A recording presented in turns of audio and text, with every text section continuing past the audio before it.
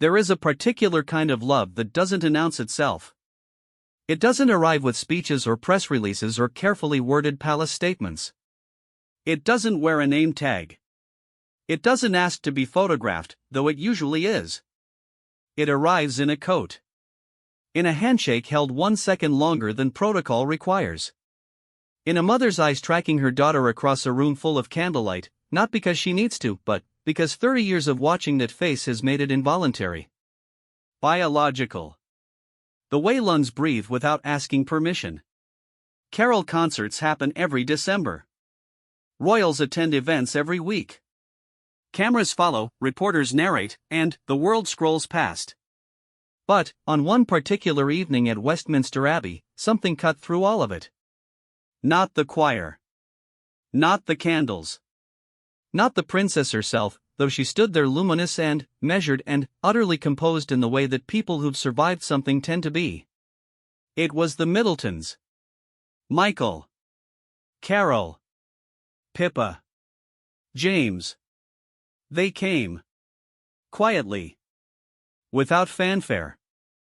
The way families do when one of their own has needed them in the dark, and they've shown up so many times already that showing up has become the grammar of their love, unremarkable to them, devastating to the rest of us watching from the outside.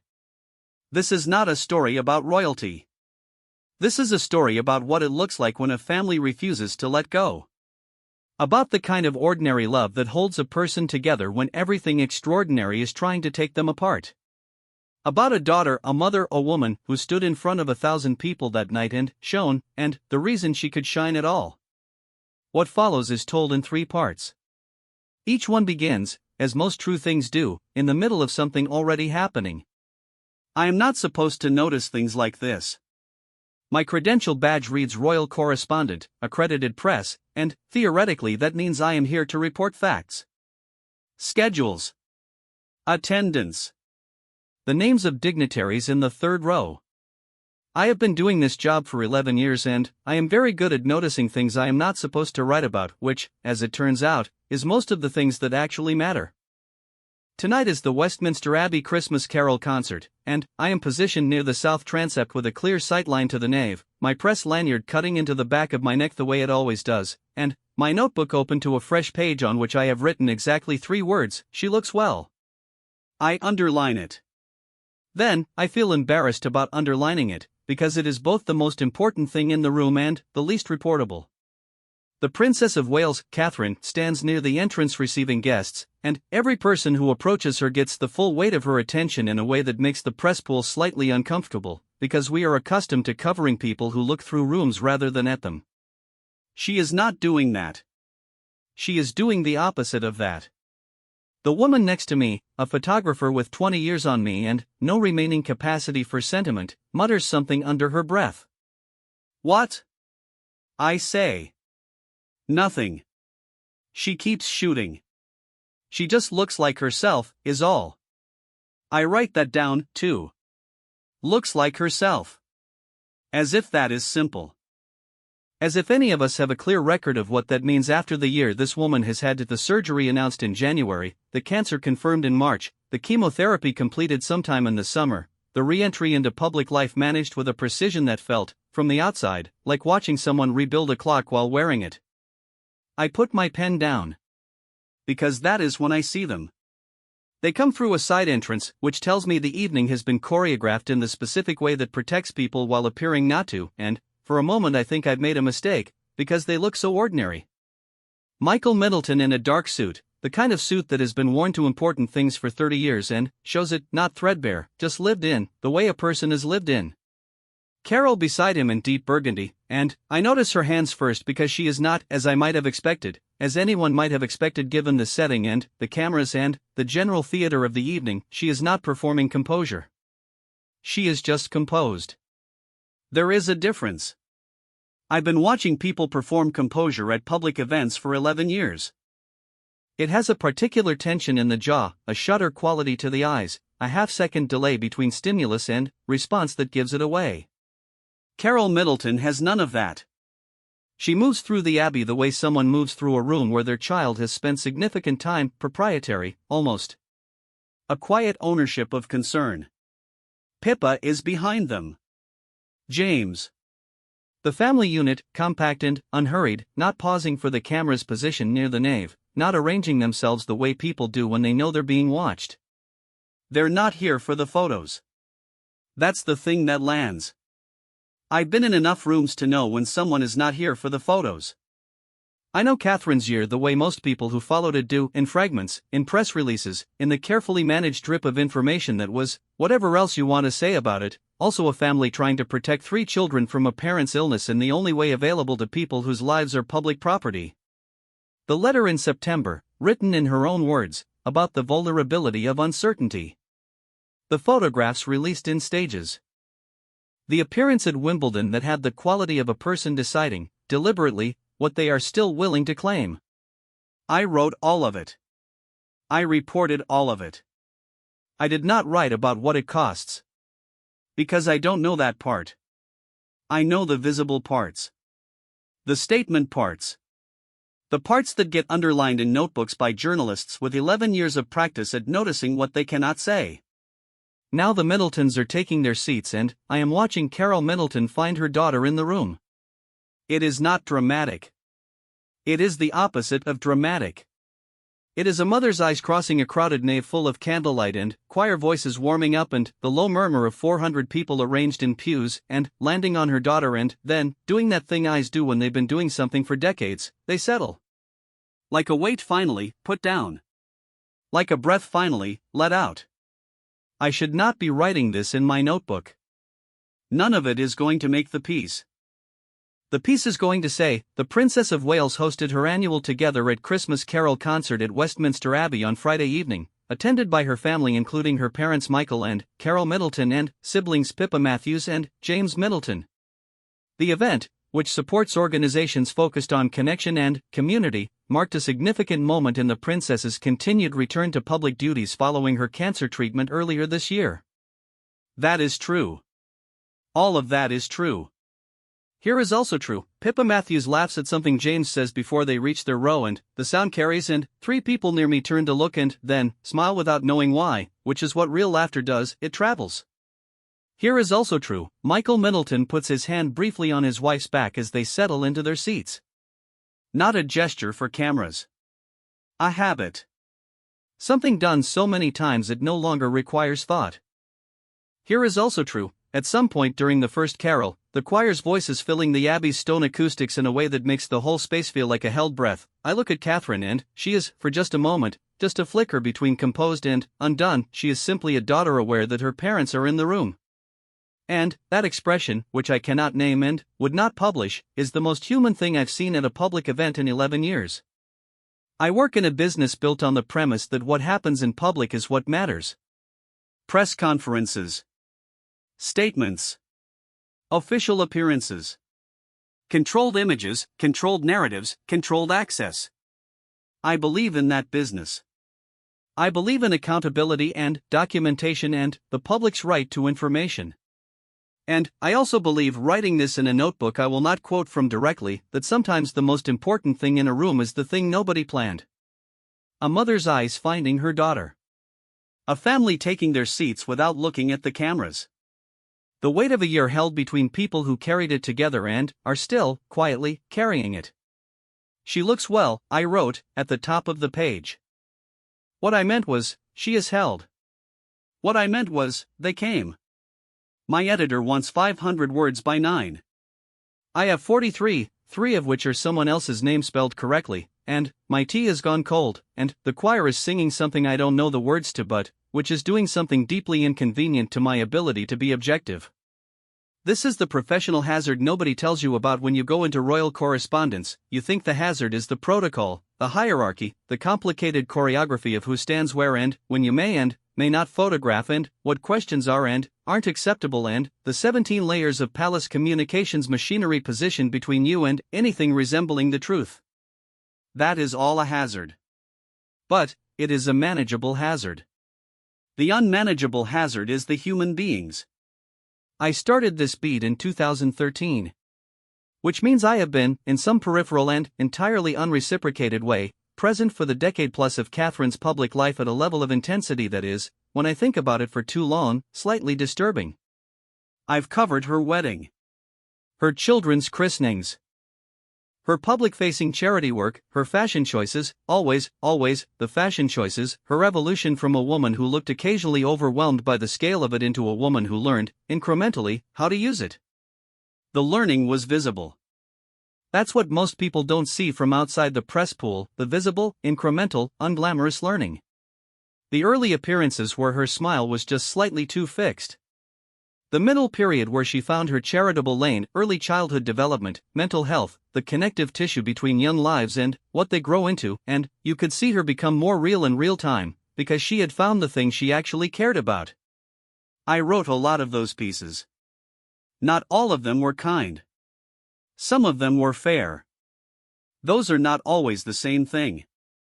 This year, writing about her felt different. January came with a surgery. The palace said planned. Nobody who's seen a palace statement before took the word planned at face value. Plan has too many meanings and too many omissions, and the careful wording of things is itself the message if you know how to read it. So we waited. March came with the announcement. Cancer. Early, she said. Treatable, she implied. The video was filmed in Windsor, outdoors, the garden behind her, her voice doing the thing voices do when the words being said are being said for the first time out loud to the largest possible audience, a slight tension, a swallowed place in the middle of sentences, controlled but not effortless. She wore a blue-green shirt I will remember for the rest of my working life, and she sat very still and told the world something that cost her enormously, and then, she asked, not ordered, not issued a statement requesting, but actually asked for privacy for herself and her children while they navigated something that is, she said, the hardest thing. My editor wanted 800 words by 3. I wrote 2,000 and, then, deleted half of them because they were the wrong kind of true. Chemotherapy runs from the inside out in a way that is not photogenic and not narratable and not something a royal correspondent covers with any useful access or accuracy. It happens in the places where cameras don't go. It happens in the vocabulary of tiredness and nausea and the negotiations a body makes with the chemicals moving through it. It happens in children's questions that cannot be answered fully and rooms where the curtains are kept drawn and mornings where getting up requires a decision rather than an instinct. I know none of this firsthand. I know it the way a person knows anything they've only witnessed from the outside, inferentially, through the gaps, through what is not said. What I know for certain, between March and June, she was not publicly visible. And, in that absence, the internet did what the internet does with royal absences: it speculated, it theorized, it produced the full, unflattering range of human behavior towards someone who has committed the crime of being sick and private simultaneously. I did not participate in that, which I mention not for credit but because the not participating required an active decision every single day, which tells you something about the gravity of the pull. She came back in June. Wimbledon. Centre Court. She walked out with her children and her husband, and the crowd made a sound I have never heard a crowd make, not the roar of a sporting moment but something lower, something that rose from the diaphragm rather than the throat, something that had grief mixed into it and relief mixed into that, and the mixture was not comfortable but it was real. She waved. Her son waved. I stood in the press area and wrote the crowd's response was warm and sustained and deleted it and wrote it again because there was no other way to write it that was also printable. Now it is December and she is here, and the Middletons are here, and the concert is moving through its liturgical sequence of carols and readings and the particular hush of Westminster Abbey receiving sound and holding it against stone, and I am standing in the south transept thinking about what a year costs.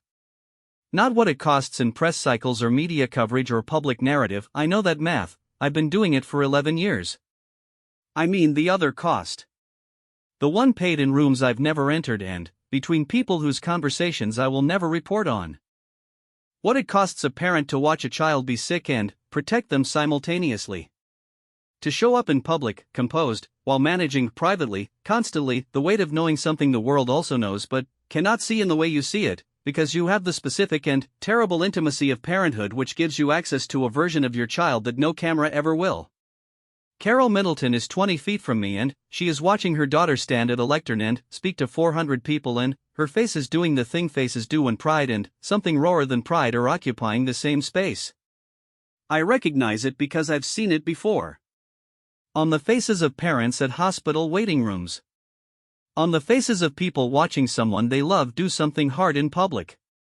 On the faces of people who have been afraid, and who are less afraid now, and who cannot entirely let go of having been afraid because the body remembers things the mind tries to release. I close my notebook. The choir begins a verse I actually know. I don't write anything down for 3 full minutes, which is a record for me at an event like this, and which will make my editor furious, and which I cannot bring myself to regret. At 8:47 p.m., the concert ends. I know this because I write it down: the time, the final chord, the specific quality of the silence that follows before the applause begins, which is not an empty silence but a full one, the kind of silence a room makes when it has been, collectively, moved, and is deciding what to do with that. The applause when it comes is the warm kind. The kind you give to something that asked something real of you and you want it to know you heard. The Middletons were not in the program. I want to be precise about this because it matters. There was no announcement, no official billing, no managed narrative positioning their attendance as a touching show of family support for the recovering princess.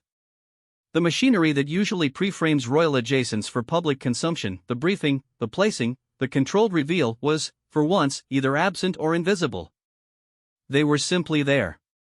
In the program, the Princess of Wales. Various dignities. Various charitable organizations. The choir. The musicians. The readings.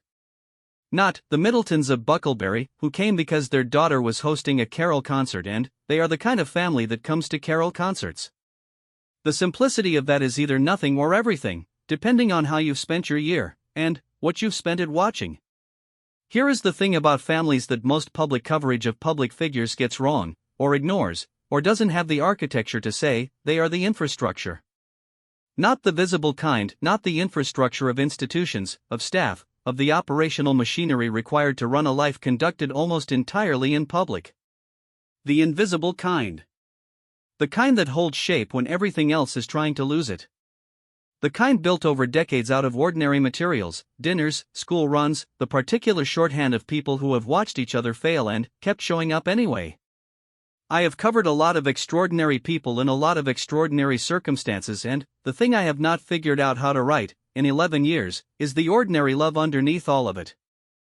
The way Michael Middleton has, by all observable evidence, been a steady, quiet, uncelebrated constant in his daughter's life. Not a story. Not a headline. Just a father doing what fathers who love their children do, which is show up without requiring recognition for the showing up. The way Carol Middleton is described by people who have observed them over years is not just a mother but a person of remarkable practical competence, a woman who built a business, raised 3 children, navigated the genuinely insane complexity of having one of those children become a future queen, and did it without losing what appears to be, from all available evidence, an entirely intact sense of herself. These are not compliments born from sentimentality. These are observations from someone whose job is to watch people under pressure and register what holds and what doesn't. The Middletons hold. Near the end of the evening, in the movement of people that follows the formal conclusion of an event, the gathering of coats, the brief conversations, the gravitational pull of everyone toward the exits, I see the moment I will carry out of Westminster Abbey tonight in my notebook's front pocket where I keep the things I'm not going to quote directly. Catherine and Carol, in a small cluster of people, close enough to speak quietly. I cannot hear what is said. I can see, because this is my job, this specific attending, this specific documentation. Carol Middleton reach out and, briefly, with the practiced casualness of a gesture repeated 1,000 times over 30 years, touch her daughter's arm. Not a formal embrace. Not a public display.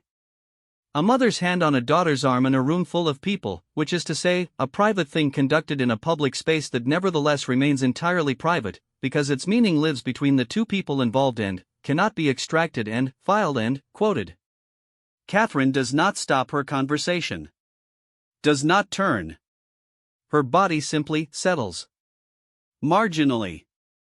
The way a person settles when something they needed without knowing they needed it arrives. 3 seconds. Maybe 4. Carol's hand drops back to her side. The conversation continues. I went into this job, at 24, because I believed public figures' public lives were the ones that mattered. That the official record was the real record. That the thing you could document was the thing that was true. 11 years of this work have not exactly disabused me of that. The official record matters. Documentation matters. The right of the public to information about the people who lead them and represent them matters enormously, and I will not be talked out of that.